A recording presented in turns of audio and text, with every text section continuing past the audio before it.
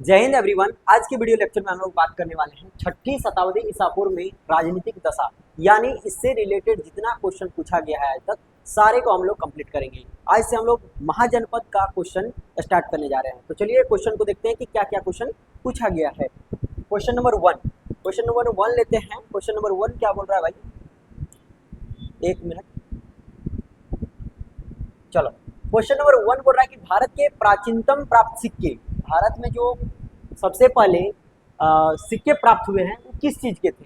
तो सबसे पहले जो सिक्के प्राप्त हुआ है भारत में वो आपका चांदी का था। किसका था? चांदी का था। ऑप्शन नंबर डी हो जाएगा। भारत के प्राचीनतम प्राप्त सिक्के आहत सिक्के या फिर पंचमार्क सिक्के थे, जो मुख्यतः चांदी के बने होते थे। अगर यदि आहत सिक्का रहता या फिर पंचमार्क रहता तो उसको हम लोग मानते, लेकिन ये दोनों चीज बना किससे था भाई? तो बना था आपका चांदी से, इसलिए यहाँ ऑप्शन नंबर दिया है डी में कि चांदी के थे। बिल्कुल सही बात है, चांदी के सिक्के थे आपके भारत के प्राचीनतम सिक्के।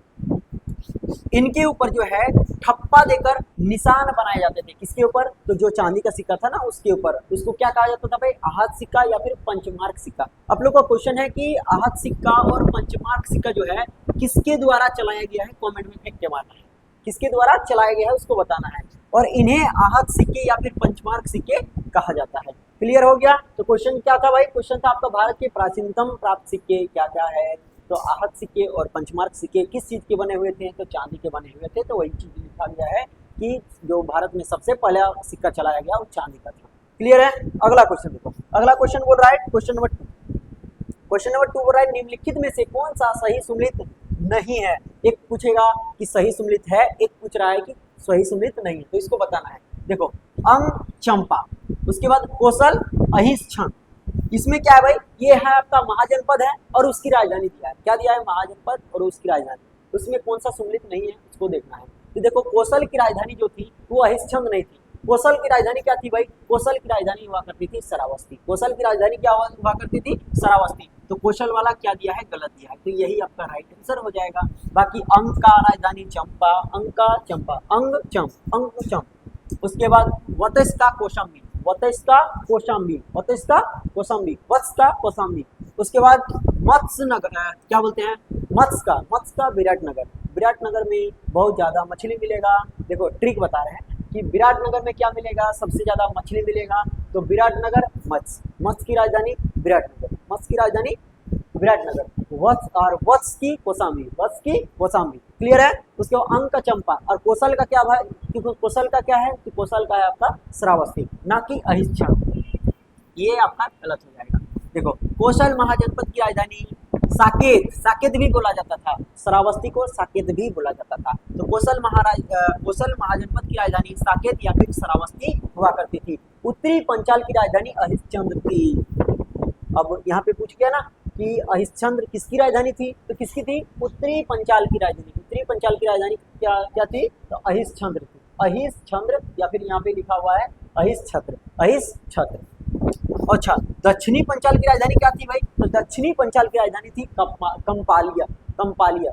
किसकी राजधानी थी? तो दक्षिणी पंचाल की राजधानी थी। क्लियर है? से सभी क्या है? सुमिलित है। अगला देखो क्वेश्चन। अगला क्वेश्चन बोल रहा है क्वेश्चन नंबर, एक साइड दिया है आपका राजा, सूची 1 में राजा दिया है और सूची 2 में दिया है उसका राज्य। मतलब किस राजा के अंतर्गत कौन सा क्षेत्र आता था उसको मिलान करना है। तो प्रद्योत का पूरा नाम चंद्र प्रद्योत। क्या नाम था पूरा नाम? चंद्र प्रद्योत। उसके बाद उदयन नाम था इसका। अगला देखो,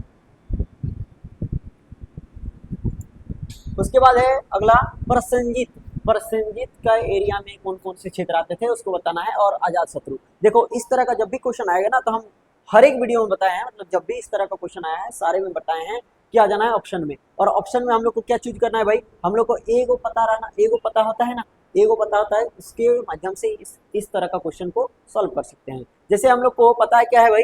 हम लोग को पता है अजात शत्रु के बारे में। किसके बारे में?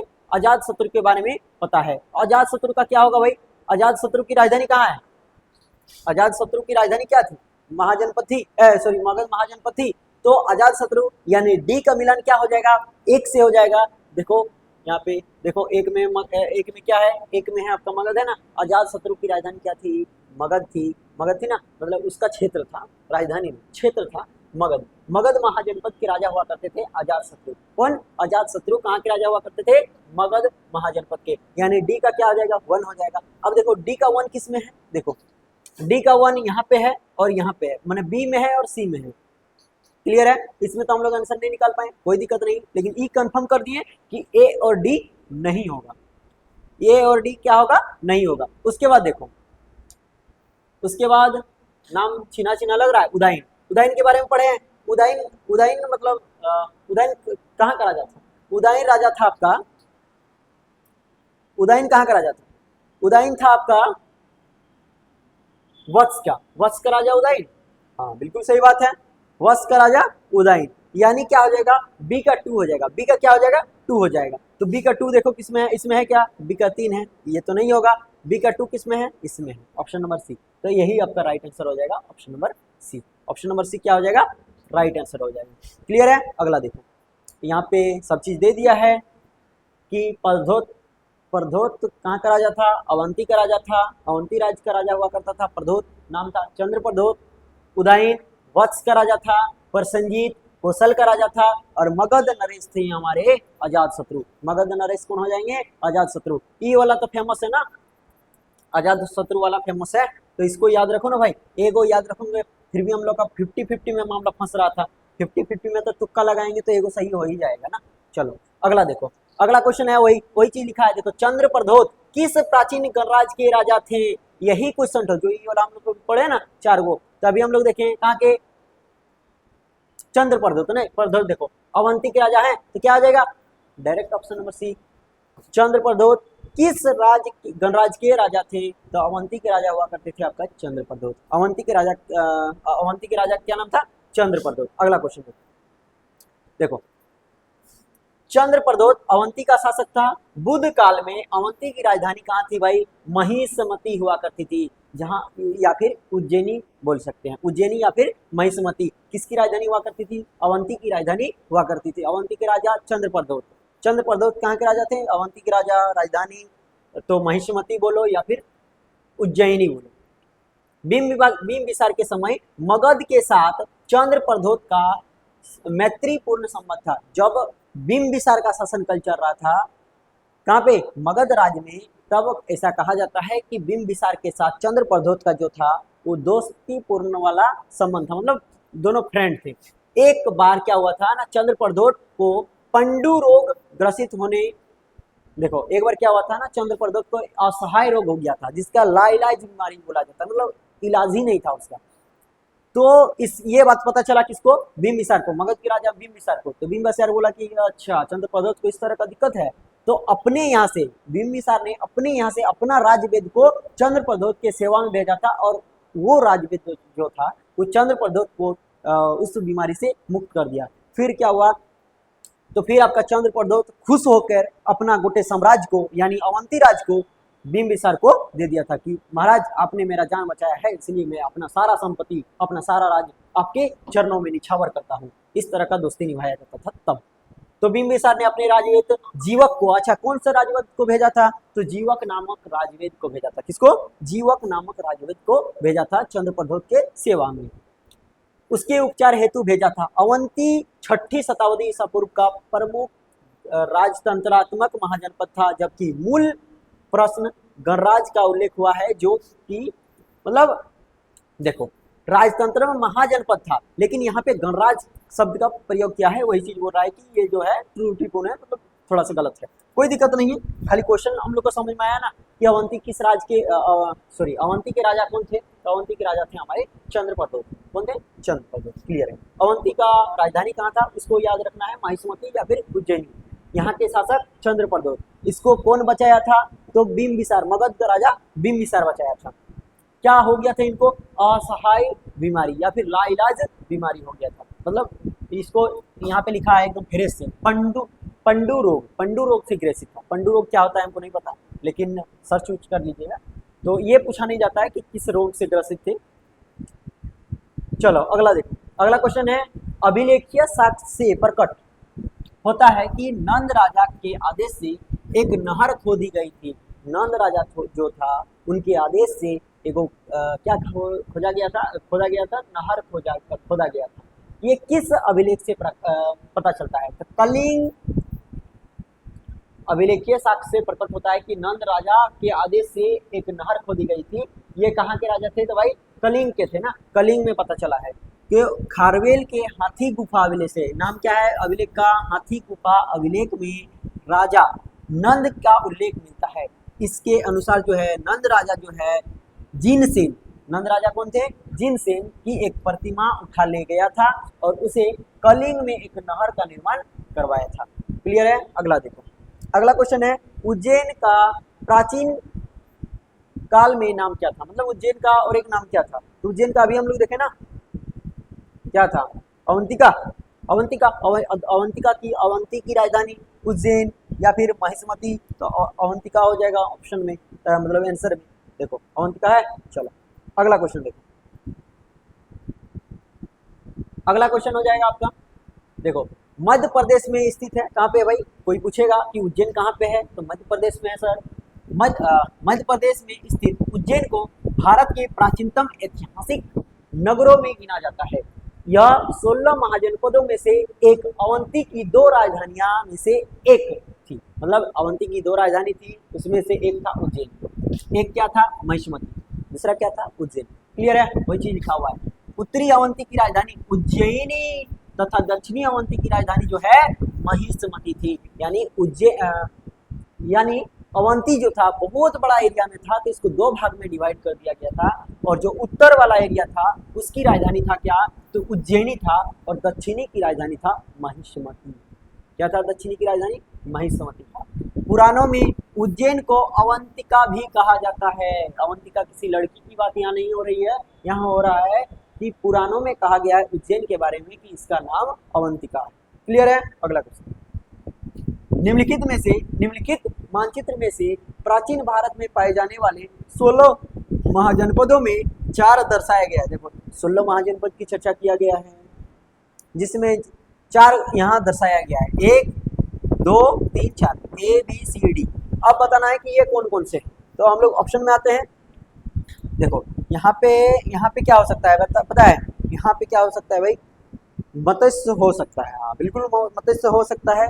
नीचे में अवंती हो सकता है। चेदी तो होगा नहीं, चेदी तो होगा नहीं, यानी ए हो जाएगा आपका, मत्स्य हो जाएगा, ठीक है। और बी में आपका अवंती हो जाएगा, यानी ऑप्शन नंबर सी के तहत मतलब ऑप्शन नंबर सी के तरफ मेरा इशारा जा रहा है कि मत्स्य होगा, फिर अवंती होगा, फिर यहाँ पे वत्स्य होगा और लास्ट में आपका अंग होगा। ये देखते हैं कि सही है कि नहीं। हमको लग रहा है सही होना चाहिए, क्योंकि मत्स्य यहाँ पे ठीक है, मत्स्य विराटनगर यहाँ पे राजस्थान वाला एरिया में था। हाँ एकदम राइट आंसर है ऑप्शन नंबर सी। अरे ये क्या हुआ? एक देखो यहाँ पे क्या है, यहाँ पे आपका मत्स्य है, उसके नीचे क्या है? उसके नीचे आपका है अवंती। अवंती की राजधानी अभी बताएं, अवंती की राजधानी आप लोग को कमेंट में फेंक के मारना है। अवंती के राजा कौन है अभी पढ़ाए हैं, कमेंट में फेंक के मारना है। मत्स्य, यहाँ पे मत्स्य है और ये है हमारा अंग। चलो मत्स्य, अवंती, वत्स तथा अंग महाजनपद दर्शाए गए हैं। मत्स्य महाजनपद की राजस्थान प्रांत के जयपुर, अलवार तथा भरतपुर जिले के निकटवर्ती क्षेत्र में बसा हुआ है। क्वेश्चन यदि ये आ जाता है बाबू कभी काल बाई चांस, क्वेश्चन क्या आएगा? क्वेश्चन आएगा कि मत्स्य महाजनपद जो है ये कहाँ पे है? तो राजस्थान प्रांत में है। कहाँ पे है? राजस्थान में है। अच्छा राजस्थान के किस किस जिले में है भाई? तो जयपुर हो जाएगा, अलवार हो जाएगा और भरतपुर, अभी जो भरतपुर बोला जाता है वहाँ से देखना, कभी यूपी जाएगा ना आगरा, तो वहाँ से भरतपुर के लिए गाड़ी मिलता है, जयपुर के लिए और अलवार तीनों के लिए गाड़ी मिलता है। तो उससे रिलेटेड करके बस याद रखने के लिए बता रहे हैं कि जयपुर, अलवार और भरतपुर जिले के निकटवर्ती क्षेत्र में जो है मत्स्य महाजनपद बसा हुआ है। उसके बाद देखो, अच्छा इसकी राजधानी विराटनगर है। मत्स्य की राजधानी विराटनगर। ट्रिक क्या बताए थे कि मत्स्य यानी मछली, मछली कहाँ मिलेगा भाई? विराटनगर में मिलेगा, विराट मछली। क्लियर है? उसके बाद देखो पश्चिमी तथा मध्य मालवा के क्षेत्र में अवंती महाजनपद बसा हुआ है। अवंती कहाँ पे है? अवंती आपका पश्चिमी तथा मध्य मालवा वाला क्षेत्र है ना मध्य प्रदेश में, वहां पे बसा हुआ है क्या? अवंती बसा हुआ है। और ये भी बताएं कि अवंती जो राज्य है इसकी 2 राजधानी है, राजा कौन है। उसके बाद और क्या बताए थे कि अवंती महाजनपद की जो दो राजधानी है, राजा है, उसके बाद और क्या बताए थे भाई, और एक हाँ, ये आपका मध्य प्रदेश में बसा हुआ है अवंती, इसको भी बताए थे। इनके दो भाग हैं, उत्तरी अवंती, अवंती की राजधानी उज्जैनी हो जाता है, दक्षिणी अवंती है, दक्षिणी अवंती की राजधानी महिषमती हो जाता है, महिषमती हो जाता है। उसके बाद आधुनिक प्रयागराज तथा कौशाम्बी जिले में प्राचीन काल में वत्स महाजनपद का निर्माण करते हैं। मतलब अभी जो हम लोग है प्रयागराज बोलते हैं या फिर कौशाम्बी बोलते हैं, तो कौशाम्बी जिले के प्राचीन काल में जो है वत्स महाजनपद का निर्माण करता है। कौशाम्बी इसकी राजधानी थी। ठीक, बिहार के वर्तमान भागलपुर तथा मुंगेर में, कहाँ पे, जो अभी हम लोग भागलपुर और मुंगेर बोलते हैं, इसके जिले में जो है अंग महाजनपद बसा हुआ था। अंग महाजनपद के अंतर्गत आते थे। चंपा इसकी राजधानी थी। तो क्वेश्चन यहाँ पे क्या क्या पूछ सकता है, देखो भाई, जो स्टेट बीसीएस वाला होता है या फिर एसएससी वाला होता है, तो ये तो एसएससी वाला तो डायरेक्ट पूछेगा कि क्या पूछेगा भाई, एसएससी वाला डायरेक्ट पूछेगा क्या, अंग की राजधानी क्या है, अंग की राजधानी चंपा है, सीधा सीधी बात। उसके बाद स्टेट बीसीएस जब आएगा तो मिलान करने के लिए दे देगा। अभी दिखाए ना क्वेश्चन, बस यही फर्क है। अगला देखो, अगला क्वेश्चन है, प्राचीन नगर जो महाभारत तथा महाभाष्य दोनों में उल्लेखित है, इसको बताना है कि महाभारत में भी उसके बारे में पता चलता है और महाभाष्य में भी उसके बारे में पता चलता है। Rajasthan BCS, Rajasthan administrative service में पूछा गया है 2016 में। बोला है प्राचीन नगर का नाम बताना है। ये सब प्राचीन नगर है, मध्यमिका, कारकोट, विराटनगर और रेड, ये सब क्या है, प्राचीन नगर है। और इसमें बताना है कि महाभारत तथा महाभाष्य दोनों का उल्लेख मिलता है। किसके बारे में बताया गया है, देखो, मध्यमिका यानी नगरी, राजस्थान भारत में चित्तौड़गढ़ के निकट एक प्राचीन नगर था। मध्यमिका के बारे में अगर यदि बात किया जाए, मध्यमिका या फिर नगरी के बारे में बात किया जाए, ये कहाँ पे है भाई, राजस्थान में है। भारत के चित्तौड़गढ़ के निकट एक प्राचीन नगर था। क्या था, चित्तौड़गढ़ के निकट एक प्राचीन नगर हुआ करता था। इसका उल्लेख महाभारत तथा महाभाष्य दोनों में है। यानी ऑप्शन नंबर क्या हो जाएगा, ए। लेकिन ए में काम नहीं चलेगा, और एक है जो दोनों में मिलेगा, देखना है। विराटनगर, इसको कहा जाता था वैराट, विराटनगर को वैराट। अच्छा, विराटनगर की राजधानी अभी बताया ना, कमेंट में फेंक के मारो फटाफट, कमेंट में फेंक के मारना है विराटनगर की राजधानी क्या होता है। तो विराटनगर राजस्थान के जयपुर में स्थित है। राजस्थान के यहाँ पे जयपुर में स्थित है। महाभारत काल में पांडवों ने अपना अज्ञातवास यहाँ व्यतीत किया था। इसका भी उल्लेख महाभारत एवं महाभाष्य दोनों में मिलता है। यानी इसका आंसर ए भी होगा और डी भी होगा। ए एंड सी ना, ए एंड सी दोनों इसका राइट आंसर होगा। क्लियर है। तो क्वेश्चन क्या था, क्वेश्चन था आपका प्राचीन नगर का नाम बताना है जो महाभारत और महाभाष्य दोनों में उल्लेख इसका किया गया था। किसका किसका, मध्यमिका का। मध्यमिका है कहाँ, राजस्थान में है। राजस्थान में कहाँ है, तो चित्तौड़गढ़ के निकट है। राजस्थान में एक जिला है ना चित्तौड़गढ़, तो चित्तौड़गढ़ के निकट है। क्लियर है। उसके बाद देखो इसका उल्लेख कहाँ किया गया है, महाभारत तथा महाभाष्य दोनों में किया गया है। अगला देखो, अगला हम लोग बात किए विराटनगर के बारे में, जिसको हम लोग विराट नाम से जानते हैं। ये भी आपका राजस्थान के जयपुर जिले में स्थित है। कहाँ पे, जयपुर में स्थित है। अच्छा, राजस्थान की राजधानी भी शायद जयपुर ही है, शायद है, तो कंफर्म है। और इसका भी उल्लेख जो है महाभारत तथा महाभाष्य दोनों में किया गया है। यानी ऑप्शन इसका क्या हो जाएगा, ए और सी दोनों राइट आंसर होगा। लेकिन राजस्थान बीसीएस पूछा गया था जब ये क्वेश्चन तो दोनों दिया था, इसीलिए यहाँ पे स्टार मार्क्स दे दिया गया। क्लियर है। चलो अगला क्वेश्चन, अगला क्वेश्चन क्या आएगा भाई, अगला क्वेश्चन है पाटलिपुत्र के संस्थापक कौन है। भाई साहब, पाटलिपुत्र के संस्थापक हो जाएंगे आप हमारे कौन हो जाएंगे, पाटलिपुत्र स्थापना अजातशत्रु ने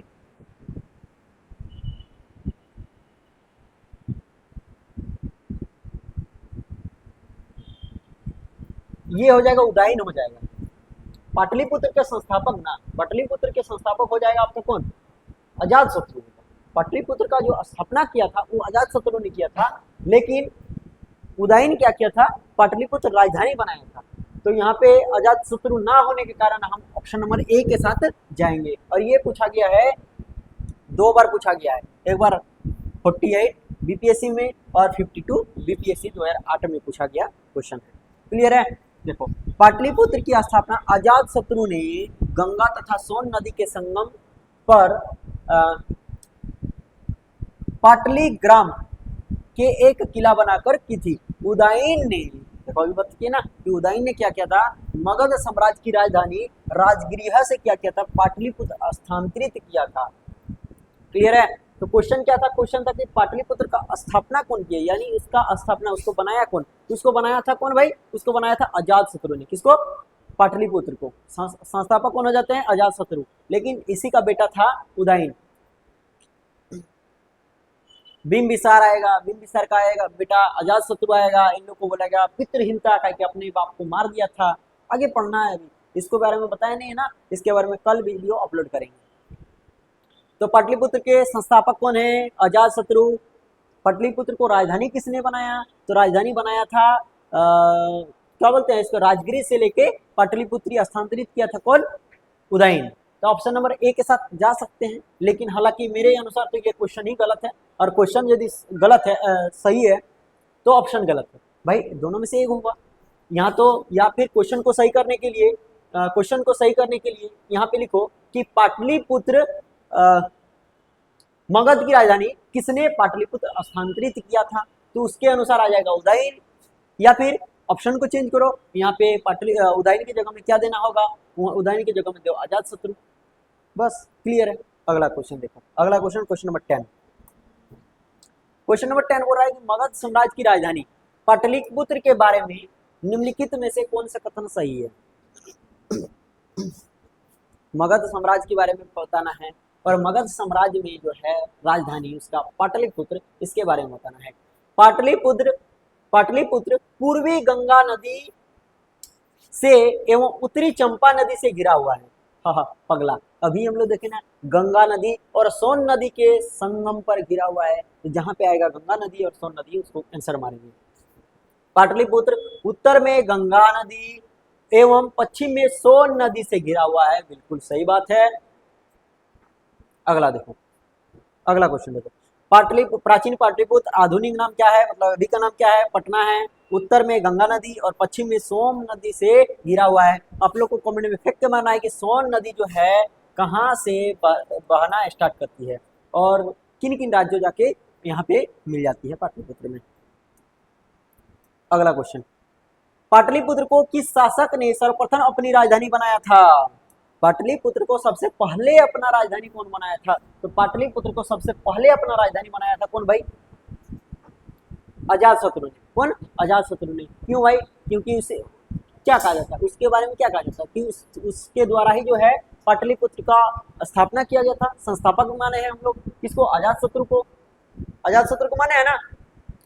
तो यहाँ पे फिर यहाँ पे 42 बीपीएससी पूछा गया था, 42 बीपीएससी जो हुआ था 1997 में, तब पूछा था, और फिर यहाँ पे ऑप्शन पच दे दिया। तो यहाँ पे क्या होगा राइट आंसर? राइट आंसर हो जाएगा अजातशत्रु। अजातशत्रु, अजातशत्रु। क्लियर है? पाटलिपुत्र की स्थापना गंगा एवं सोन नदी के संगम पर हर्यक वंशीय शासक अजातशत्रु ने की थी। अच्छा, अजातशत्रु किस राजवंश से बिलोंग करते थे? तो हर्यक राजवंश के शासक थे अजातशत्रु। सर्वप्रथम उदयन ने राजधानी को राजगृह से पाटलिपुत्र स्थानांतरित किया था। उदयन जब आया तो उदयन के समय मगध की राजधानी हुआ करती थी राजगृह।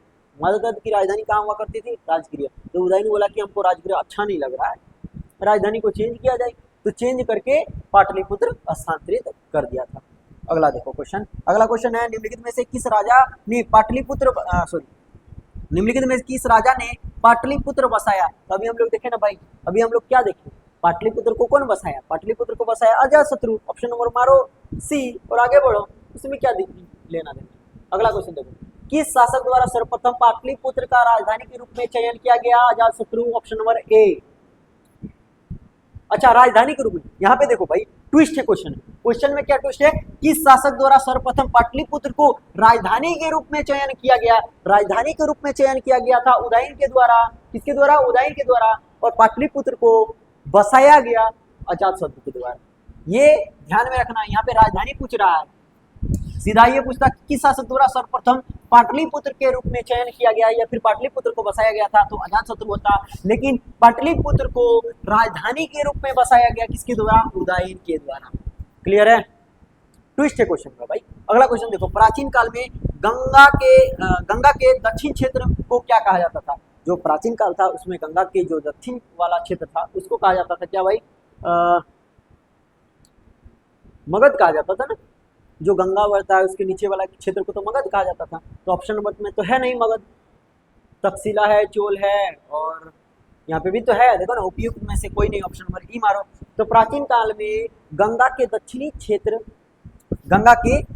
क्षेत्र वाला जो एरिया था उसका नाम क्या था? मगध के नाम से जाना जाता था। तक्षशिला सिंधु और झेलम के बीच में जो स्थित है उसको तक्षशिला कहा जाता था।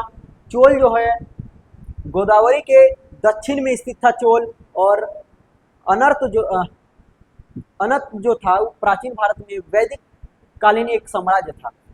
अगला देखो, अगला क्वेश्चन है उदयन वासवदत्ता की दंत कथा संबंधित है उज्जैनी से है। क्यों? क्योंकि उज्जैन का राजा कौन था? उदयन। उज्जैन का राजा कौन था? उदयन। उदयन वासवदत्ता की दंत कथा उज्जैन से संबंधित है। इस कथा को महाकवि भास ने अपने नाटक स्वप्न वासवदत्तम में वर्णित किया है। इस नाटक में जो है वत्स नरेश उदयन तथा अवंती नरेश जो है चंद्र प्रद्योत की पुत्री वासवदत्ता की जो है प्रेम कहानी है, प्रेम कथा का वर्णन है। यह कथा उस समय की है जब उदयन उज्जैनी के कारागार में कैद था। उदयन को जो है उज्जैनी के कारागार में कैद किया गया था, उस समय की कथा है। तो उदयन से तात्पर्य वत्स राज्य से है। अगला क्वेश्चन देखो, क्वेश्चन नंबर 16, बोल रहा है कि प्रथम मगध साम्राज्य का उत्कर्ष किस शताब्दी में हुआ? तो मगध साम्राज्य का उत्कर्ष जो हुआ था वो कहाँ पे हुआ था? 6ठी शताब्दी में। अभी हम लोग पढ़ भी रहे हैं 6ठी शताब्दी ईसा पूर्व में राजनीतिक दशा। तो ऑप्शन क्या हो जाएगा? ऑप्शन नंबर बी हो जाएगा। ऑप्शन नंबर क्या हो जाएगा? बी। प्रथम मगध साम्राज्य का उत्कर्ष ईस्वी पूर्व 6ठी शताब्दी में हुआ था। इस साम्राज्य की महत्ता वास्तविक संस्थापक राजा बिंबिसार ने लगभग 544 से लेकर 592 ईस्वी में किया था। यह हर्यक वंश से संबंधित था। तो हर्यक वंश का सबसे पहला राजा कौन हो जाता है? आपका बिंबिसार हो जाता है। इसको ध्यान में रखें। अगला क्वेश्चन नंबर 17, बोल रहा है निम्नलिखित में से कौन सा एक ईसा पूर्व 6ठी शताब्दी में प्रारंभ में भारत का सर्वाधिक शक्तिशाली नगर था? तो मगध से बड़ा कोई साम्राज्य नहीं था। तो ऑप्शन नंबर क्या हो जाएगा? मगध हो जाएगा सबसे शक्तिशाली नगर में। ऑप्शन नंबर किसमें है? सी में या फिर डी में होगा? देखो डी में है, ऑप्शन नंबर डी हो जाएगा। ईसा पूर्व 6ठी शताब्दी के प्रारंभ में मगध भारत का सर्वाधिक शक्तिशाली नगर राज्य था। कई जातकों में इसके समकालीन शहरों की अपेक्षा इसकी समृद्धि और संपन्नता का साक्ष्य मिलता है। मगध की कौशल, अंग और काशी के साथ लंबी प्रतिद्वंदी थी। इसमें सर्वोच्चता के लिए लंबा संघर्ष चला और अंत में जो है मगध ही हमारा सफल रहा। अगला क्वेश्चन है, प्रारंभिक गणतंत्र में कौन नहीं था? प्रारंभिक गणतंत्र में कौन सही नहीं था? तो योधे बुद्ध काल में जो है गंगा घाटी में कई गणराज्यों ने अस्तित्व में बुद्ध काल में गंगा घाटी में कई गणराज्यों के अस्तित्व के प्रमाण मिलते हैं, जो इस प्रकार है। कपिल के शाक्य, उसके बाद है सुमार गिरी के भग, उसके बाद अलकल्प के बुली और केशपुत के कलाम, रामग्राम के पोलिया और कुशीनगर के मल, पावा के मल और पिलपिलिन के मौर्य, वैशिल्या के लिच्छवी तथा मिथिला के विधे। अंत में जो है प्रारंभिक गणतंत्र की सूची में योधे का उल्लेख प्राप्त नहीं होता है। वही चीज बोल रहा है कि प्रारंभिक गणतंत्र में कौन सा उल्लेख नहीं किया गया है?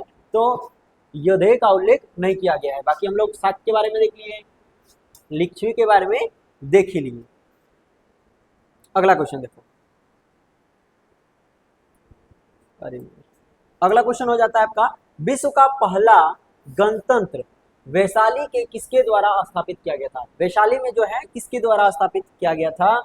तो वैशाली में स्थापित किया गया था पहला गणतंत्र लिच्छवी नरेश के द्वारा, लिच्छवी के द्वारा। वैशाली के लिच्छवियों ने विश्व का पहला गणतंत्र स्थापित किया था। वैशाली बुद्ध काल में सबसे बड़ा तथा शक्तिशाली गणराज्य था। लिच्छवी वज संघ में सर्वप्रमुख था। अगला क्वेश्चन है, ईसा पूर्व 6ठी सदी में, जब ईसा पूर्व 6ठी सदी में विश्व का प्रथम गणतंत्रात्मक व्यवस्था कहाँ थी? तो अभी हम लोग देखे ना, कहाँ थी? वैशाली में। कहाँ पे? वैशाली में ही देखे ना भाई, देखो नहीं, स्थापित किया था। वैशाली बुद्ध काल में सबसे बड़ा और शक्तिशाली गणराज्य था। लिच्छवी वज्जिक संघ में सर्वप्रमुख था। तो ऑप्शन क्या आ जाएगा? ऑप्शन आपका ये हो जाएगा। अगला क्वेश्चन देखो, अगला क्वेश्चन बोल रहा है निम्नलिखित में से कौन सा युग्म उपयुक्त जोड़ है, मतलब मिलान सही है। देखो एक तरफ क्या दिया है भाई, एक तरफ दिया है आपका राजा, एक तरफ क्या दिया है? राजा दिया है, और दूसरा तरफ दिया है उसका राज्य। तो देखो पार्श्वनाथ जनतंत्रिका नहीं, सही नहीं है। बिंदुसार शाक्य, ये भी सही नहीं है। स्कंदगुप्त मौर्य काल के थे भाई, यहाँ गुप्त लिखा हुआ है तो ये मौर्य काल के कौन से हो जाएंगे? चेटक जो है लिच्छवी के राजा थे। चेटक कहाँ के राजा थे? लिच्छवी के राजा थे, इसीलिए कहा जाता था चेटक को चेटक लिच्छवी नरेश। क्या कहा जाता था? चेटक लिच्छवी नरेश। तो वही बोल रहा है कि कौन सा सही जोड़ है? सही जोड़ हो जाएगा ऑप्शन नंबर। अगला क्वेश्चन देखो, राजा चेटक लिच्छवी गणराज्य के राजा थे। इसकी पुत्री चेलना का विवाह जो है मगध नरेश बिंबिसार से हुआ था। लिच्छवी वज्र संघ में सर्वप्रमुख था। ऐसा कहा जाता है कि जब बिंबिसार मगध में शासन कर रहा था तो अपने शासन क्षेत्र को बढ़ाने के लिए, यानी अपने एरिया को बढ़ाने के लिए वो विवाह किया करता था, और ऐसे ऐसे लड़कियों से विवाह किया करता था जिसका कोई भाई ना हो, और भाई ना हो तो घर जमाई रहेगा और पूरे प्रॉपर्टी को, पूरे क्षेत्र को अपने कब्जे में ले लेगा, ऐसा कहा जाता है। क्या सही है क्या नहीं है, बिंबिसार के ऊपर में पूछना पड़ेगा। अगला क्वेश्चन देखो, अगला क्वेश्चन है क्वेश्चन नंबर 22। क्वेश्चन नंबर 22 है कि 6ठी शताब्दी ईसा पूर्व में 16 महाजनपदों के विषय में निम्नलिखित में से किस बुद्ध ग्रंथ में सूचना मिलती है? मतलब किसकी जो है बुद्ध ग्रंथ में सूचना मिलती है? तो इसके अंगुत्तर निकाय में चर्चा किया गया है। किसमें चर्चा किया गया है? अंगुत्तर निकाय में चर्चा किया गया है। बुद्ध ग्रंथ अंगुत्तर निकाय में 6ठी शताब्दी ईसा पूर्व में 16 महाजनपदों की सूचना मिलती है, जो इस प्रकार है। अंग के बारे में बताया गया है, मगध के बारे में बताया गया है, काशी के बारे में बताया गया है, कौशल, वज्जी, मल, चेदी, वतस्य, कुरु, पंचाल, मत्स्य, सूरसेन, अश्मक, अवंती, गंधार, कंबोज। जैन में जो है, जैन ग्रंथ में जो है भागवती सूत्र में 16 महाजनपदों की सूचना मिलती है, किंतु इसमें कुछ नाम भिन्न है। चलो ठीक है, क्लियर है। तो यहाँ पे क्या पूछ रहा था कि जो 16 महाजनपदों के विषय में बताया गया है ना, इसमें किस बौद्ध ग्रंथ में मिलता है सूचना? तो बौद्ध ग्रंथ के अंगुत्तर निकाय में मिलता है 16 महाजनपदों के बारे में चर्चा। अच्छा बोलेगा कि किस जैन ग्रंथ में मिलता है? तो जैन ग्रंथ के भागवती सूत्र में मिलता है। किसमें? भागवती सूत्र में मिलता है जैन ग्रंथ के। यहाँ ध्यान देना। अगला क्वेश्चन देखो, 16 महाजनपदों की सूची उपलब्ध है किसमें? महाभारत में? नहीं, अंगुत्तर निकाय में। बिल्कुल सही बात है। अच्छा, एक अंगुत्तर निकाय जो है किस धर्म की पुस्तक है या फिर ग्रंथ है? कमेंट में फेंक के मारो, अभी बताया तुरंत। अंगुत्तर निकाय जो है किस ग्रंथ की पुस्तक है, इसको कमेंट में फेंक के मारना है बाबू। अगला क्वेश्चन देखो, अगला क्वेश्चन है क्वेश्चन नंबर 24। निम्नलिखित में से कौन एक बौद्ध ग्रंथ 16 महाजनपदों का उल्लेख मिलता है? भाई सीधा अभी रिपीटेड क्वेश्चन, ऑप्शन नंबर 1। अगला क्वेश्चन देखो, 16 महाजनपद युग के 16 महाजनपदों के नाम बौद्ध साहित्य में प्रायः उल्लेख मिलता है। मतलब किस में बताया, मतलब किसके किसके बारे में बताया गया है उसको बताना है। निम्नलिखित में से जनपदों के नाम पाणिनि की अष्टाध्याय में उल्लेखित है। और ये भाई साहब यहाँ ट्विस्ट दे दिया है। ट्विस्ट क्या दिया है पता है? ट्विस्ट ये दिया है कि महाजनपद युग के 16 महाजनपदों के नाम बुद्ध साहित्य में प्रायः उल्लेखित मिलते हैं। लेकिन ये क्वेश्चन, ये तो बस स्टेटमेंट दे दिया है। उसके बाद क्वेश्चन यहाँ से शुरू होता है, निम्नलिखित में से किन महाजनपदों के नाम पाणिनि की अष्टाध्याय में उल्लेखित है। यानी यहाँ पे एक चीज और हम लोग को हिंट दे दिया है, क्वेश्चन में एक चीज हिंट दे दिया है कि पाणिनि की रचना जो है, सॉरी अष्टाध्याय जो है किसके द्वारा लिखा गया है? तो अष्टाध्याय लिखा गया है पाणिनि के द्वारा। किसके द्वारा? पाणिनि के द्वारा लिखा गया। क्वेश्चन यहाँ पे ये पूछ रहा है कि किन महाजनपदों के नाम जो है पाणिनि की अष्टाध्याय में लिखा गया है, किसके बारे में लिखा गया है। तो देखो मगध के बारे में बताया गया है अष्टाध्याय में, उसके बाद असमक के बारे में बताया गया है, ठीक है।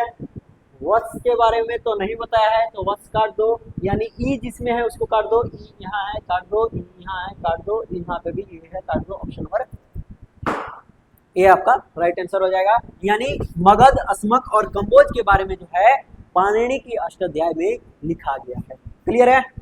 अगला क्वेश्चन देखो, पाणिनि संस्कृत भाषा के सबसे बड़े व्याकरण हुए।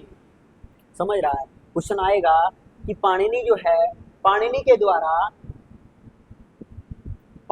द्वारा क्या लिखा गया है? अष्टाध्याय लिखा गया है। अष्टाध्याय किस भाषा में है भाई? तो संस्कृत भाषा में है। किस भाषा में है? संस्कृत भाषा में है।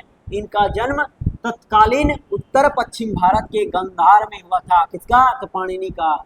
इसके व्याकरण का नाम है अष्टाध्याय। क्या नाम है? अष्टाध्याय नाम है। अष्टाध्याय में 8 अध्याय तथा लगभग 4000 सूत्र हैं। अध्याय कितना है?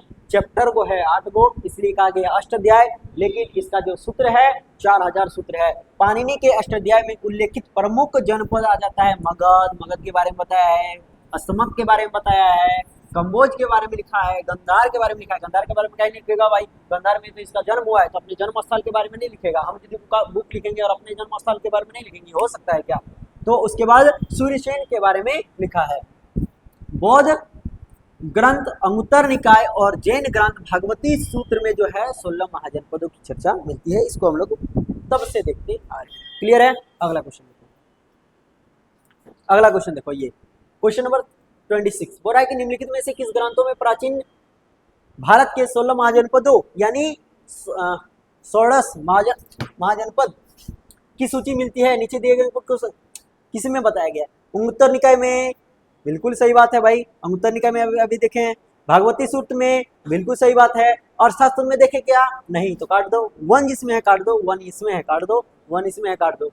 और उसके बाद दिग्ग निकाय में देखें क्या? नहीं, तो इसको भी काट दो। यानी 3 भी जहां है इसको काट दो। ऑप्शन नंबर क्या आ जाएगा? ए। यहाँ पे सीधा सीधा क्वेश्चन क्या पूछ रहा था जानते हैं? क्वेश्चन पूछ रहा था कि जो 16 महाजनपद की हम लोग पढ़ रहे हैं, तब से 16 महाजनपद के बारे में चर्चा रहे हैं, किस किस पुस्तक में मिला है? तो अंगुत्तर निकाय में। तो क्वेश्चन हम ये पूछ रहे हैं आप लोग से कि अंगुत्तर निकाय जो है किस ग्रंथ की पुस्तक है, उसको बताना है। उसके बाद भागवती सूत्र में भी महाजनपदों की चर्चा की गई है, तो भागवती सूत्र जो है किस ग्रंथ की है, उसको हम क्वेश्चन पूछ रहे हैं, बताना है। कमेंट बॉक्स में, कमेंट बॉक्स तो भर दो। जितना क्वेश्चन पूछ रहे हैं सबका आंसर बताए हैं और उसको ही कमेंट बॉक्स में भर देना है। अगला क्वेश्चन है, महाभारत के अनुसार उत्तरी पंचाल की राजधानी कहाँ थी? तो अभी हम लोग बताए ना, उत्तरी पंचाल की राजधानी थी अहिष्छत्र। क्या थी? अहिष्छत्र बोलो या फिर अहिष्छत्र बोलो। महाभारत के अनुसार उत्तरी पंचाल की राजधानी अहिष्छत्र थी। अच्छा भाई, तो दक्षिणी पंचाल की राजधानी कहाँ थी? तो दक्षिणी पंचाल की राजधानी थी कंपलिया। क्या था? कंपलिया, या फिर इसको कहा जाता था कंपिल। क्या कहा जाता था? कंपिल कहा जाता था। 6ठी शताब्दी ईसा पूर्व में कुरु की राजधानी इंद्रप्रस्थ थी। कुरु की राजधानी क्या थी? इंद्रप्रस्थ थी। जबकि मथुरा की राजधानी थी सूर्यसेन। मथुरा की राजधानी सूर्यसेन। मथुरा की राजधानी सूर्यसेन, कुरु की राजधानी इंद्रप्रस्थ। उसके बाद क्या हो जाएगा? अहिष्छत्र किसका हो जाएगा? अहिष्छत्र हो जाएगा आपका उत्तरी पंचाल की, और दक्षिणी पंचाल क्या हो जाएगा आपका? कंपलिया या फिर कंपिल। अगला क्वेश्चन है, 16 महाजनपदों के युग में, 16 महाजनपदों के युग में मथुरा इनमें से किसकी राजधानी थी? भाई अभी हम लोग देखे ना, सूर्यसेन की राजधानी थी मथुरा। सूर्यसेन की थी ना। देखो यहाँ पे लिखा है मथुरा सूर्यसेन की राजधानी थी, वही चीज क्वेश्चन पूछा रहा था। अगला क्वेश्चन है चंपा किस राजधानी थी? भाई अभी हम लोग पढ़ते आ रहे हैं, अंग की राजधानी चंपा, अंग की राजधानी चंपा। चंपा हम लोग की दिल की अंग है चंपा हम लोग की दिल की अंग है। चंपा क्या है? दिल की अंग है, यानी अंग की राजधानी चंपा हो गया। बिहार के वर्तमान भागलपुर और मुंगेर के जिले में अंग महाजनपद के अंतर्गत इसकी राजधानी चंपा थी। महाभारत और पुराणों में चंपा का प्राचीनतम नाम क्या था? मालिनी। चंपा का पुराना नाम क्या था? मालिनी, हेमा मालिनी। चलो अगला क्वेश्चन है क्वेश्चन नंबर 30। छठी शताब्दी ईसा पूर्व में सतीमती, यहाँ पे लिखा है शक्तिमती, तो सतीमती की राजधानी क्या थी? वही पूछ रहा है ना। हाँ, सतीमती की राजधानी थी चेदी। चेदी की राजधानी सतीमती। छठी शताब्दी ईसा पूर्व में आधुनिक बुंदेलखंड के पूर्वी तथा सीमावर्ती भागों में चेदी महाजनपद स्थित है। और चेदी महाजनपद की राजधानी जो थी सतीमती की राजधानी थी चेदी। अगला क्वेश्चन है गोदावरी नदी के तट पर स्थित महाजनपद। अभी हमने बताया था ना भाई, गोदावरी के तट पर जो है वो अस्मक नामक महाजनपद बसा हुआ है। अस्मक नामक महाजनपद बसा हुआ है। अस्मक नामक महाजनपद बसा हुआ है। अस्मक नामक महाजनपद बसा हुआ है गोदावरी नदी के तट पर। क्लियर है? बौद्ध ग्रंथ के अंगुत्तर निकाय में छठी शताब्दी ईसा पूर्व में वर्णित 16 महाजनपदों अस्मक और अस्मक गोदावरी नदी के क्षेत्र में स्थित है। इसकी राजधानी क्या हो जाएगा? पेटान हो जाएगा, या फिर पोटान हो जाएगा, या फिर पोटाली। भाई देख रहा है कहीं अगर यदि देखा हुआ मिल जाएगा पेटान किसकी राजधानी है, पोटान किसकी राजधानी है, फिर पोटाली किसकी राजधानी है, तो किसकी राजधानी है? अस्मक की राजधानी हो जाएगा। क्लियर है? उसके बाद प्रतिष्ठान भी इसका नाम, एक आदमी एक नाम हजार, इस तरह आदमी एक नाम अनेक, इस तरह। अगला क्वेश्चन है छठी शताब्दी ईसा पूर्व में मत्स्य महाजनपद स्थित है कहाँ पे भाई? राजस्थान में। Option number B. छठी शताब्दी ईसा पूर्व में मत्स्य महाजनपद राजधानी राजस्थान के जयपुर, अलवार तथा भरतपुर जिले के निकटवर्ती क्षेत्र में स्थित है। इसकी राजधानी विराटनगर थी। अगला क्वेश्चन है मगध की राजधानी कौन सी थी? तो मगध की राजधानी हो जाता है गिरिब्रिज या फिर राजगिरी। पुराणों के अनुसार मगध पर शासन करने वाला पहला राजवंश हो जाता है आपका बृहदरथ वंश। इस वंश के पहले राजा हो जाते हैं बृहदरथ का पुत्र बृहदरथ, और बृहदरथ का पुत्र था जरासंध, जिसने गिरिब्रिज यानी राजगिरी को अपनी राजधानी बनाया था। बौद्ध ग्रंथ के अनुसार मगध का प्रथम प्रतापी राजा हो जाता है आपका बिंबिसार। यह हर्यक वंश से संबंधित था और इसकी मृत्यु जो है 492 ईसा पूर्व में हुई थी। इसके पश्चात इसका बेटा आता है अजातशत्रु मगध का शासक हुआ। अजातशत्रु के पुत्र आता है उदयन। इन्होंने अपना राजधानी जो है राजगिरी से कहाँ पे राजगिरी से पाटलिपुत्र शिफ्ट किया था। क्लियर है? अगला क्वेश्चन है मगध की प्रारंभिक राजधानी कौन सी थी? तो पहले मगध की प्रारंभिक राजधानी थी राजगिरी। क्वेश्चन आएगा कि मगध की राजधानी राजगिरी से पाटलिपुत्र किसने स्थापित किया? तो उदयन ने किया। क्लियर है? यहाँ पे पूछ रहा था कि मगध प्रारंभिक यानी पुराना सबसे पहले वाला राजधानी क्या था? तो सबसे पहले वाला राजधानी था आपका राजगिरी या फिर गिरिब्रिज। अगला क्वेश्चन है प्राचीन महाजनपद क्या है? प्राचीन महाजनपद मगध की प्रथम राजधानी कौन सी थी? तो अभी हम लोग देखें ना भाई, पाटलिपुत्र प्राचीन नहीं थी, वैशाली तो है ये नहीं है भाई, चंपा है ये नहीं, कुछ नहीं, उपयुक्त में से कोई नहीं। Option number D. अगला क्वेश्चन प्रारंभिक वैदिक काल के दौरान कौन सा शहर प्राचीन मगध साम्राज्य की राजधानी के रूप में राजगिरी। ऑप्शन नंबर ए। प्रारंभिक वैदिक काल के दौरान राजगिरी वर्तमान में राजगिरी प्राचीन मगध साम्राज्य की राजधानी के रूप में कार्य करता था। मगध का पहला शासक राजवंश बृहदरथ वंश था, जिसका संस्थापक जो है बृहदरथ था। बृहदरथ का उल्लेख जो है ऋग्वेद में प्राप्त होता है। महाभारत में यहाँ के शासक के रूप में जरासंध का उल्लेख प्राप्त होता है।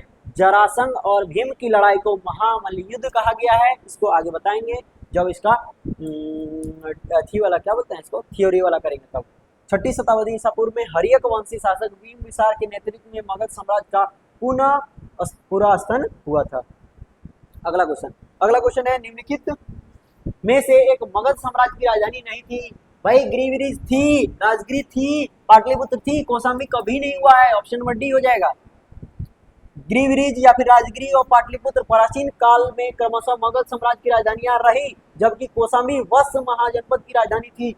हर्यक वंश के शासक उदयन के शासनकाल के दौरान मगध की राजधानी राजगिरी से जो है पाटलिपुत्र स्थानांतरित किया गया है। देख रहा है एक ही क्वेश्चन कितना बार रिपीट होके पूछा हुआ है।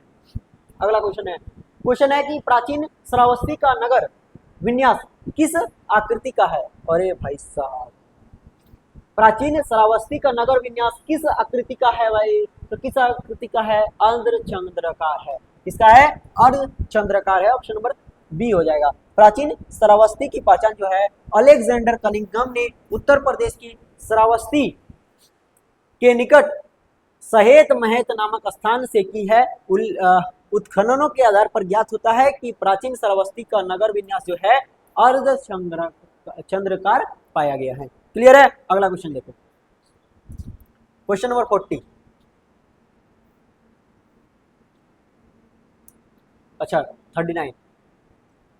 39 क्या बोल रहा है भाई? बोल रहा है कि मगध के किस प्रारंभिक शासक ने राज्यारोहण के लिए अपने पिता की हत्या और स्वयं इसी कारणवश अपने पुत्र द्वारा मारा गया? होय होय होय होय, क्या क्वेश्चन पूछ रहा है भाई, मजा आएगा क्वेश्चन पढ़ के। क्वेश्चन क्या पूछ रहा है पता है?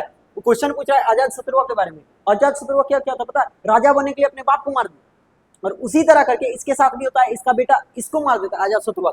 तो वही चीज क्वेश्चन के रूप में पूछा गया कि मगध के किस प्रारंभिक शासक ने राज्यारोहण के लिए यानी राज्य को चलाने के लिए अपने पिता की हत्या कर दी थी। इसके पिता का नाम था राजा शत्रु के बाप का नाम था बिंबिसार। बिंबिसार की हत्या कर दी था। उसके बाद स्वयं इसी के कारणवश और इसी को देखा रेखा में अपने पुत्र द्वारा मारा गया था। तो अपने पुत्र, इसका पुत्र था उदयन। देखो ये जो है ना, ये पगला, ये इसका बाप था ये और इसका बाप था ये।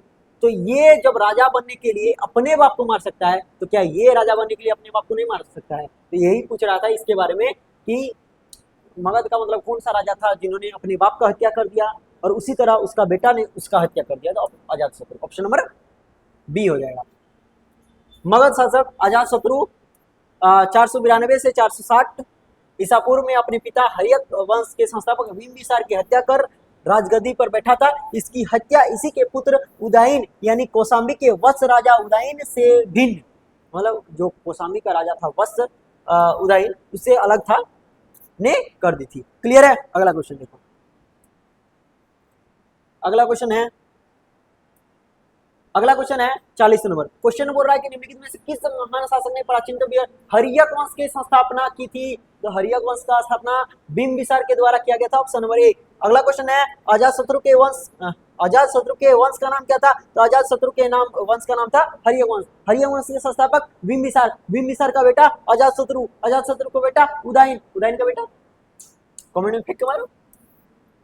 अगला देखो, क्वेश्चन नंबर 42 बोल रहा है कि राजकुमार जो अपने पिता की मृत्यु के लिए उत्तरदायी है।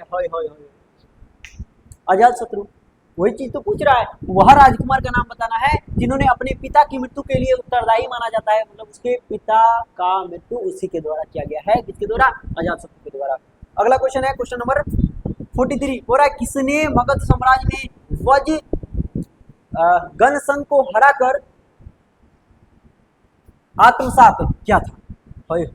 अजातशत्रु ने। किसने? Ajatashatru. Option number D.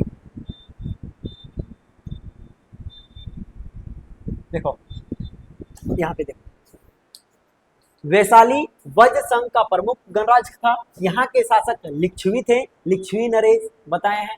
Bimbisara के समय में ही मगध और वज्र संघ में जो है मन मुटाव हो गया था। किसमें? तो मगध और वज्जी संघ में। जो अजातशत्रु के समय संघर्ष में बदल गया। जब अजातशत्रु आया ना अपना बाप को मार के राजगद्दी संभालने के लिए, तो वज्जी के साथ लड़ बैठा था। निर्यावली शत्रु से ज्ञात होता है कि उस समय लिच्छवी गण का प्रधान चेटक हुआ करता था, जिसमें 9 लिच्छवियों, 9 मल्लों तथा 18 गणराजों यानी काशी कौशल के को एकत्र करके मगध नरेश के विरुद्ध जो है एक सम्मिलित मोर्चा तैयार किया था। भागवती सूत्र इसके बारे में बताता है कि भागवती सूत्र से ज्ञात होता है कि अजातशत्रु इन सब का विजेता रहा। अजातशत्रु ने कूटनीति से काम लिया और पाटलिग्राम में उसने सुदृढ़ दुर्ग का निर्माण करवाया। उसके बाद जो है उसने अपने मंत्री वसाकर को भेजकर वज्जी में फुट डलवा दी, मतलब फुट डलवा दी, और उसके बाद फलस्वरूप परस्पर लड़ने लगे और उनका गठन जो है कमजोर हो गया। और बाद में जो है अजातशत्रु ने आक्रमण कर दिया और आक्रमण करके लिच्छवियों को पराजित कर दिया और उसका भूभाग को मगध साम्राज्य में मिला लिया। क्लियर है? अगला क्वेश्चन देखो। अगला क्वेश्चन बोल रहा है कि मालवा क्षेत्र पर मगध की सत्ता विस्तार निम्न में से किसके शासनकाल में हुआ? तो अभी हम लोग देखे ना भाई, मालवा क्षेत्र पर मगध की सत्ता का विस्तार जो है किसके शासनकाल में हुआ था? तो शिशुनाग के शासनकाल में। पुराणों के अनुसार मगध नरेश शिशुनाग हुआ और शिशुनाग ने अवंती यानी मालवा के क्षेत्र को जीतकर मगध साम्राज्य में मिला लिया था। तो मालवा का जो मिलाया गया मगध क्षेत्र में किसके शासनकाल में? शिशुनाग के शासनकाल में। अगला क्वेश्चन है, मगध में नंद वंश का संस्थापक कौन था? तो नंद वंश का संस्थापक था महापद्म नंद। कौन था? महापद्म नंद।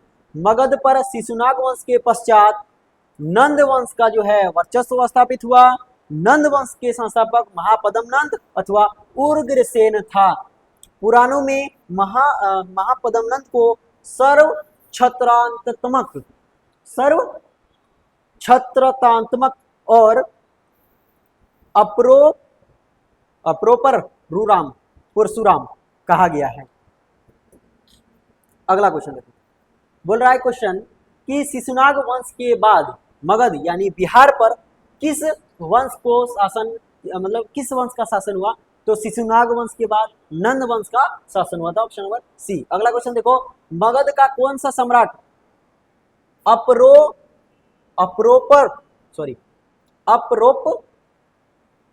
अप्रोपर सुराम के नाम से जाना जाता है? तो अभी हम लोग देखे थे ना, महापद्म नंद को कहा जाता था और इन्होंने जो है सर्व छत्रतंत्र की उपाधि धारण भी की थी।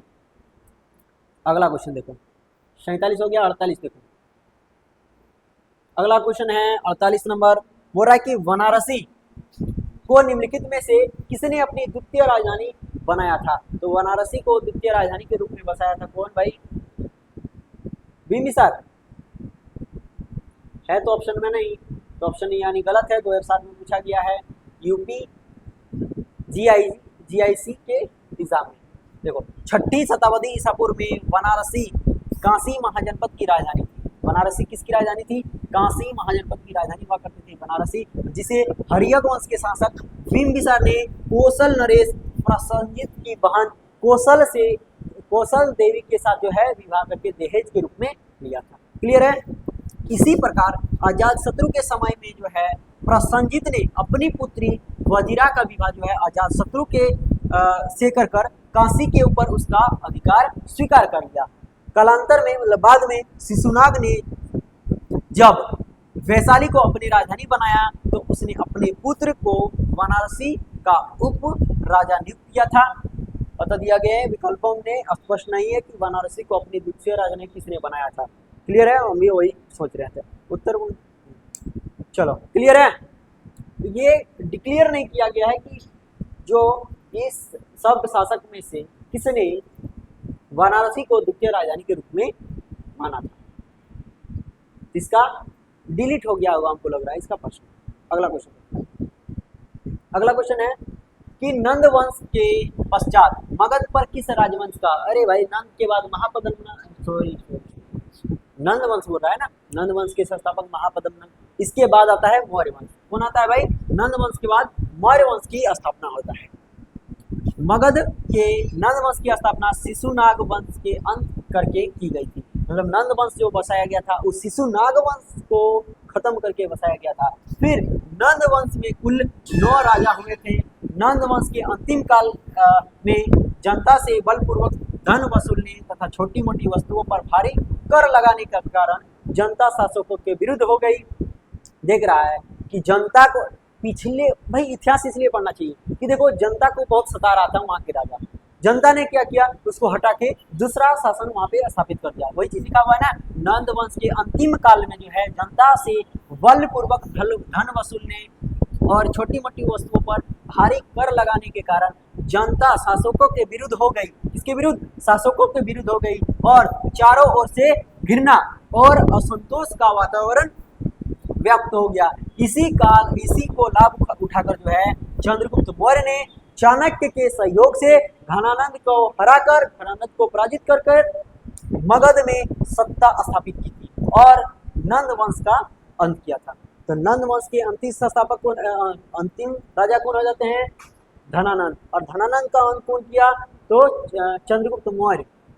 और फिर वहां पे मौर्य वंश का स्थापना किया। इस प्रकार नंद वंश को तत्काल पश्चात मगध पर मौर्य वंश का शासन स्थापित हुआ। उसके उपरांत शुंग वंश, कण्व वंश, गुप्त आदि नरेश ने भी शासन किया था। क्लियर है? अगला क्वेश्चन।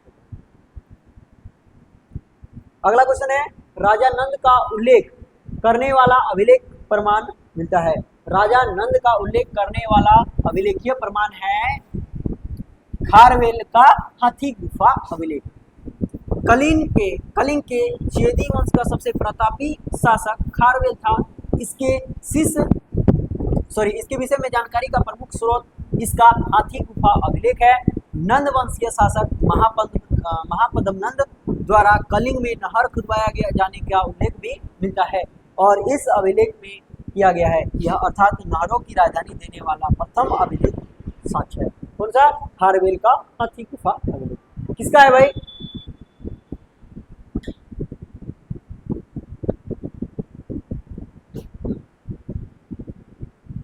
अच्छा, इसको कमेंट में फेंक मारो कि जो खारवेल का हाथी गुफा अभिलेख है किसका है। ट्विस्ट है क्वेश्चन, इसलिए पूछ रहे। अगला देखो, अगला क्वेश्चन है, निम्नलिखित में से मगध राजवंशों के कालानुक्रम व्यवस्थित कीजिए। मतलब मगध राजवंश का जो है उसको कालानुक्रम व्यवस्थित करना है। मतलब कौन कौन से मगध में पहले राज किया। तो पहले आया था कौन? हर्यक वंश ना। एक नंबर तो ये हो जाएगा। अब एक नंबर ये हो जाएगा, यानी अरे भाई डायरेक्ट 4 पहले में ही। एक ही को बस पता था कि हर्यक वंश जो है मगध का प्रथम राजवंश हो गया, तो इसी से आंसर निकल गया। हर्यक वंश 544 से 412 ईस्वी तक रहा। फिर आया नंद वंश 344 से 321 रहा। फिर आता है मौर्य वंश 321 से 184 रहा। फिर आएगा आपका शुंग वंश 184 से 75 तक रहा था। उसके बाद फिर बहुत सारा वंश आता है। अगला देखो, अगला क्वेश्चन है, गौतम बुद्ध के समय का प्रसिद्ध वेद जीवक किसके दरबार से संबंधित है? अभी बताए थे ना, बिंबिसार के दरबार में एक राजा रहता था जिसका नाम क्या था? जीवक। क्या नाम था? जीवक। और जीवक को ही भेजा गया था चंद्रप्रद्योत के यहाँ, क्योंकि चंद्रप्रद्योत को हो गया था बहुत खतरनाक वाला बीमारी। तो जीवक ने ही चंद्रप्रद्योत का इलाज करके उसको जीवन दान दिया, जिसके कारण चंद्रप्रद्योत ने अपना सारा संपत्ति, सारा एरिया जो है बिंबिसार के चरणों में निछावर कर दिया था। इसको बता चुके हैं। तो वही चीज पूछ रहा है, गौतम बुद्ध के समय प्रसिद्ध वेद का क्या नाम था? तो सॉरी, ओहो क्वेश्चन क्या बोल रहा है देखिए। गौतम बुद्ध के समय प्रसिद्ध वेद जीवक किसके दरबार में था? तो बिंबिसार के दरबार में रहता था। क्लियर है? अगला क्वेश्चन। अच्छा, यहाँ पे इसका विश्लेषण यानी डिस्कशन जो हुआ है कि ईसा पूर्व 6वीं शताब्दी उत्तर में मध्य गंगा घाटी के क्षेत्र में अनेक धार्मिक संप्रदाय का उदय हुआ। अनेक मत दर्शनों के दुष्प्रभाव ने बौद्धिक आंदोलन का रूप ग्रहण किया। विविध मतों को मानने वाले सन्यासी यानी परिवर्तक घूम घूम कर जो है अपने जीवन दर्शन का जन समुदाय में प्रचार एवं दूसरों के दर्शन का खंडन भी किया करते थे। यह भी महत्वपूर्ण है कि इस समय इस प्रकार का बौद्धिक आंदोलन के प्रमाण अनेक अन्य देशों में भी मिलते हैं। चीन, ईरान, यूनान पुरातन मान्यताओं को चुनौती देने वाले क्रमशः कन्फ्यूशियस हो जाते हैं, फिर सरगुटस हो जाते हैं, पाइथागोरस हो जाते हैं। फिर आपका वैदिक धर्म बहुत जटिल हो चुका था। मंत्रों की शुद्धता और यज्ञों पर बहुत जोर था, जिससे पुरोहितों का महत्व अत्यधिक बढ़ गया। यज्ञों में बहुत धन व्यय होने लगा, पशु बलि को भी बढ़ावा मिला। अगला क्वेश्चन देखो। अरे 52 के बाद 53 होगा ना, ये कहाँ कम होगा? सॉरी सॉरी सॉरी, वही हमको भी लग रहा है, ये कहाँ से है? अच्छा इसको देखें, 52 के बाद इसको देखना था ना। क्वेश्चन है कि मगध शासक बिंबिसार का चिकित्सक कौन था? वही अभी हम लोग देखे ना, जीवक। जीवक हो जाता है इसका चिकित्सक ना, डॉक्टर। अगला क्वेश्चन देखो। निम्नलिखित को कथन 1 और कथन बी को पढ़े और नीचे दिए गए पुटों को सही उत्तर का चयन करना है। ए में बोल रहा है कि विश्व के सभी भागों में ईस्वी पूर्व 6ठी शताब्दी में एक महान धार्मिक उथल पुथल का काल था। हाँ सही बात है भाई। 6ठी शताब्दी में जो है बहुत बड़ा धार्मिक उथल पुथल हुआ, बहुत सारे धर्मों का उदय हुआ। उसके बाद बोल रहा है वैदिक धर्म बहुत जटिल हो चुका था। हाँ बिल्कुल सही बात है, वैदिक धर्म जो है बिल्कुल सही हो चुका था, जटिल हो चुका था। दोनों कथन आपका सही हो जाएगा, ऑप्शन नंबर बी। अच्छा इसीलिए ये वाला लिखा है। अच्छा इसका डिस्कशन तो पढ़ के सुना दिए हैं। ईस्वी 6ठी शताब्दी में उत्तर भारत की मध्य गंगा घाटी के क्षेत्र में अनेक धार्मिक संप्रदायों का उदय होता है। फिर अनेक मत देता है, अनेक मत विद्वान आता है, अनेक अनेक धर्मों को अपना अपना धर्म का बड़ाई करता है। लेकिन जो है आपका वैदिक धर्म जो है बहुत ही जटिल हो चुका था इस समय। तो डिस्कशन को एक बार पढ़ लेना। अगला क्वेश्चन है क्वेश्चन नंबर 55। हो रहा है कल्पी नगर किस नदी के तट पर स्थित है? तो ये आपका यमुना नदी के तट पर स्थित है। यमुना नदी के तट पर कल्पी नगर स्थित है। कल्पी नगर उत्तर प्रदेश के जालौन जिले में स्थित एक नगर है। यह यमुना घाटी के तट पर स्थित है। प्राचीन काल में यह काल प्रियनाथ या फिर काल प्रिय नगरी के नाम से विख्यात है और समय के साथ नाम संक्षिप्त होकर कल्पी हो गया। 4ठी सदी में राजा वासुदेव द्वारा बसाया गया था। अगला क्वेश्चन देखो। अगला क्वेश्चन है उत्तर प्रदेश के प्राचीन महाजनपद और राजधानी। भाई अभी हम लोग देखे थे किसका देखे थे भाई? पंचाल का देखे थे ना, अक्षण या फिर कुछ होता था इस तरह करके, अक्षण होता था ना। तो पंचाल का हम लोग देखे थे अक्षण। पंचाल का क्या देखे थे? अक्षण। यानी बी का 3 देखो किसमें, बी का 3 यहाँ पे मिला दो। बी का 3 मिलाना है, बी का 3 इसमें है बस। आगे आंसर बी का 3 बस इसमें है, आगे आंसर ऑप्शन नंबर। उसके बाद मिला लो, उसके बाद तो यहाँ दिया ही है बस। का भी हालांकि हम लोग जानते हैं, कुरु का भी जानते हैं, कौशल का भी जानते हैं और पंचाल का भी जानते हैं। कुरु का इंद्रप्रस्थ, पंचाल का अहिच्छत्र, कौशल का साकेत। अच्छा साकेत का और 2-3 नाम बताए हैं, उसको कमेंट में फेंक के मारो तो फटाफट। जो कौशल की राजधानी थी, कौशल की राजधानी और 2-3 को बताया ना, उसको कमेंट में फेंक के मारो यहाँ। और वत्स की राजधानी कोसम। क्लियर है? अगला देखो, अगला क्वेश्चन हो जाएगा आपका। एक तरफ दिया है फिर वही महाजनपद दिया है, एक तरफ दिया है राजधानी। जब भी इस तरह का क्वेश्चन आएगा हम लोग डायरेक्ट किस में आएंगे भाई? ऑप्शन में। लेकिन एक हम लोग को जानेंगे तब ना ऑप्शन में आएंगे। तो देखो अभी हम लोग देखें किसका, कुरु का देखे ना, कुरु का इंद्रप्रस्थ देखे ना, तो कुरु का इंद्रप्रस्थ बस। बी का 4 देखो किसमें है, बी का 4। आगे आंसर ऑप्शन नंबर सी। आगे आंसर पटसन मारो एकदम, ऑप्शन नंबर सी। क्लियर है? जब भी इस तरह का क्वेश्चन मिलान वाला देगा ना, ए को कंफर्म करना और आ जाना है ऑप्शन में, ज्यादा टाइम वेस्ट नहीं करना है सब। मत्स्य का विराटनगर, कुरु का इंद्रप्रस्थ, सूर्यसेन का मथुरा, अस्मक का पोटान। क्लियर है? अगला क्वेश्चन फिर आ जाता है आपका, फिर देता है एक तरफ प्रादेशिक क्षेत्र और एक तरफ देता है नदी। होय होय होय। अभी हम लोग देखे थे किसके बारे में भाई? अभी हम लोग गोदावरी के बारे में देखा था ना, गोदावरी के बारे में देखे थे। अस्मक जो है गोदावरी नदी के किनारे बसा हुआ, तो अस्मक गोदावरी ये ठीक है। उसके बाद कौशल जो है सरयू नदी के किनारे है, ये भी ठीक है। उसके बाद कंबोज जो है बिपाशा नदी के किनारे है।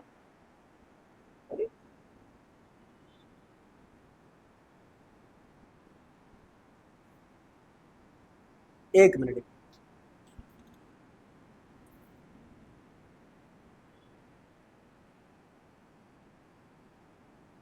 कंबोज जो है, अस्मक जो है आपका गोदावरी नदी के किनारे है, ठीक है, अस्मक आपका गोदावरी नदी के किनारे है, ये सही है। कोसल आपका जो है सरयू नदी के किनारे है, ये भी सही है। अच्छा, कंबोज आपका बिपाशा तो नहीं है, अवंती तो आपका महानदी तो नहीं है। अच्छा, इसमें क्या होगा भाई, अस्मक देखो, अस्मक आपका गोदावरी नदी के किनारे बसा हुआ है और कोसल जो है आपका सरयू नदी के किनारे बसा हुआ है। बाकी दो गलत है, बाकी दो क्या है, गलत है। यहाँ पे सही पूछ रहा था ना, तो ऑप्शन नंबर बी हो जाएगा। अगला देखो,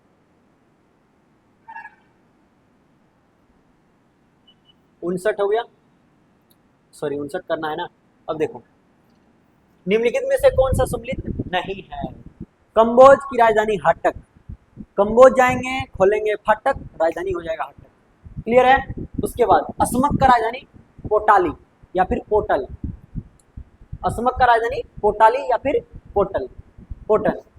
सूर्यसेन की राजधानी, कौशाम्बी की राजधानी सूर्यसेन, सूर्यसेन कौशाम्बी। अरे भाई साहब, सूर्यसेन की राजधानी कहाँ कब से होने लगी, सूर्यसेन की राजधानी मथुरा थी ना, मथुरा की राजधानी सूर्यसेन, सूर्यसेन मथुरा, ये गलत हो जाएगा। कौशल श्रावस्ती, ये भी सही है, ये भी सही है, ये भी सही है, ये गलत है। Option number C right answer हो जाएगा इसका।